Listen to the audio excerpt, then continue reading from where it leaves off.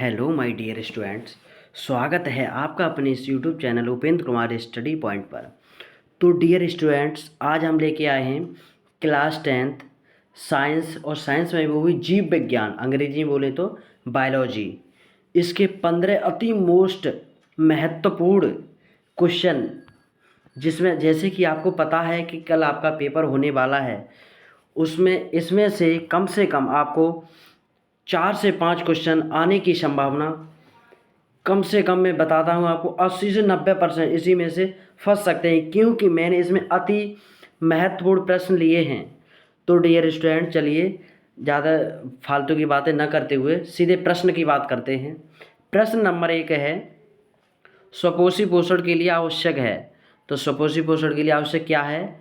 इसमें देखिए, option number A है कार्बन डाइऑक्साइड तथा जल, ऑप्शन बी है क्लोरोफिल, ऑप्शन सी है सूर्य का प्रकाश।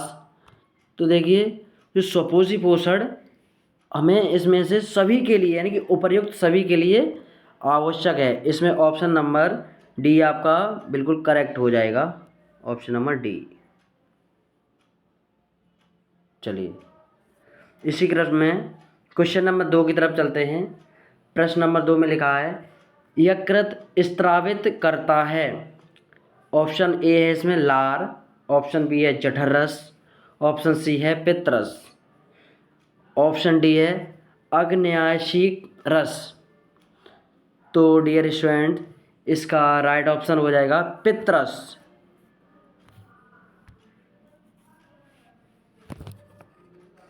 इसका डियर स्टूडेंट राइट ऑप्शन हो जाएगा आपका पित्तरस।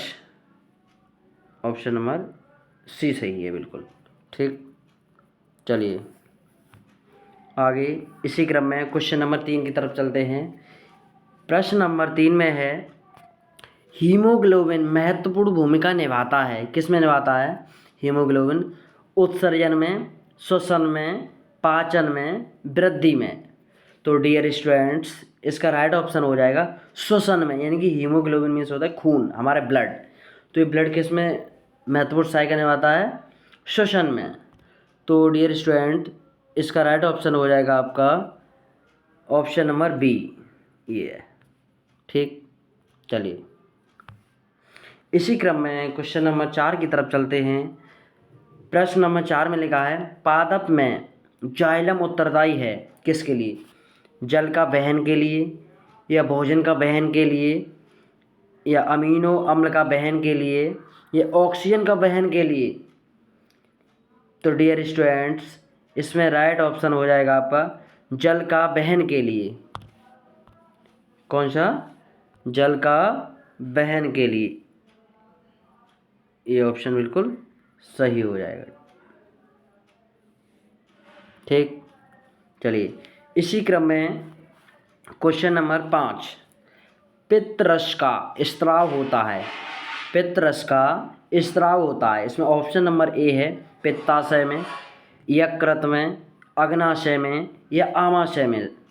तो ये होता है पित्तरस का स्त्राव आपका होता है यकृत में। इसमें आपका ऑप्शन नंबर बी बिल्कुल करेक्ट हो जाएगा ठीक। इसी क्रम में क्वेश्चन नंबर 5, मूत्र निर्माण होता है, यानी मूत्र का निर्माण किस में होता है? तो इसमें ऑप्शन नंबर ए है वृक्क में, ऑप्शन बी है यकृत में, ऑप्शन सी है प्लीहा में, ऑप्शन डी है हृदय में।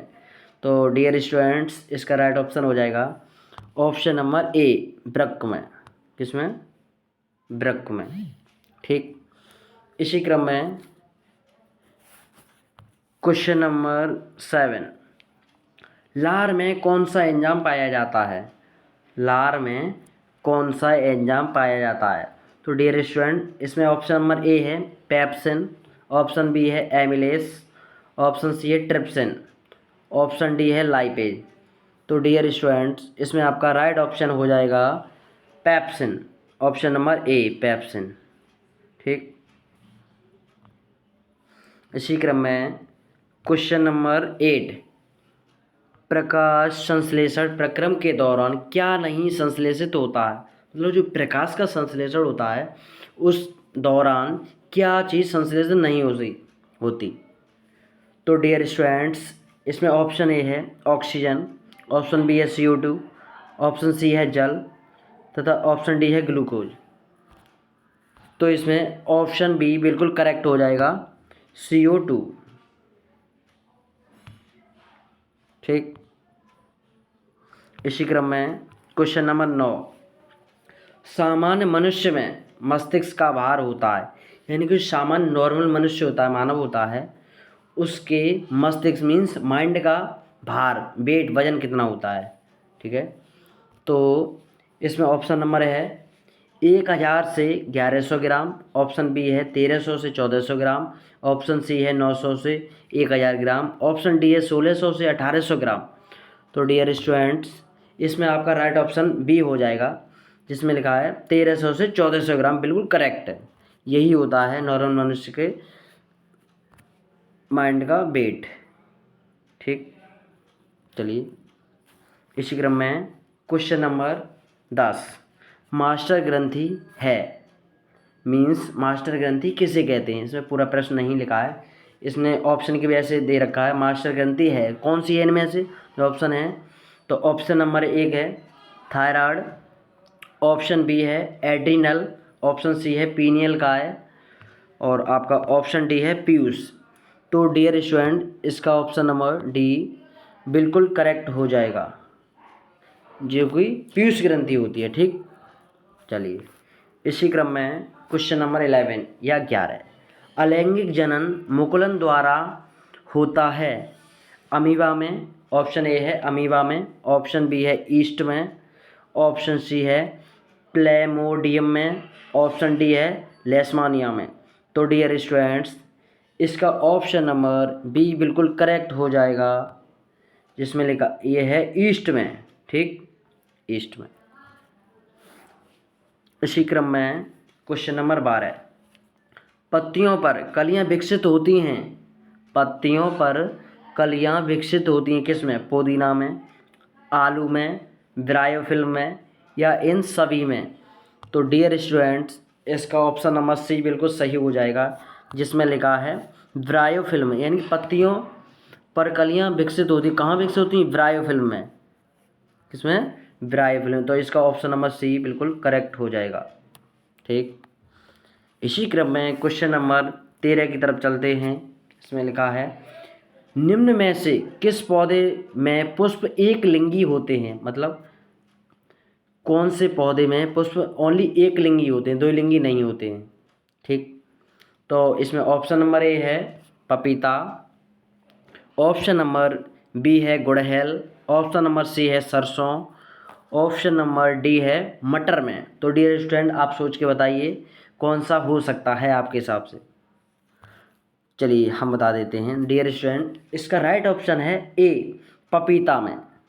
ठीक, किसमें, पपीता में।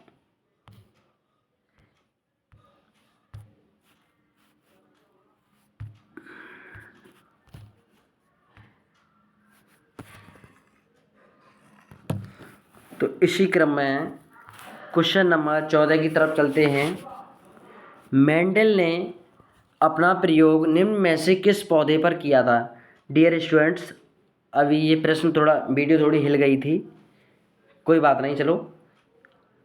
मेंडल ने अपना प्रयोग निम्न में से किस पौधे पर किया था।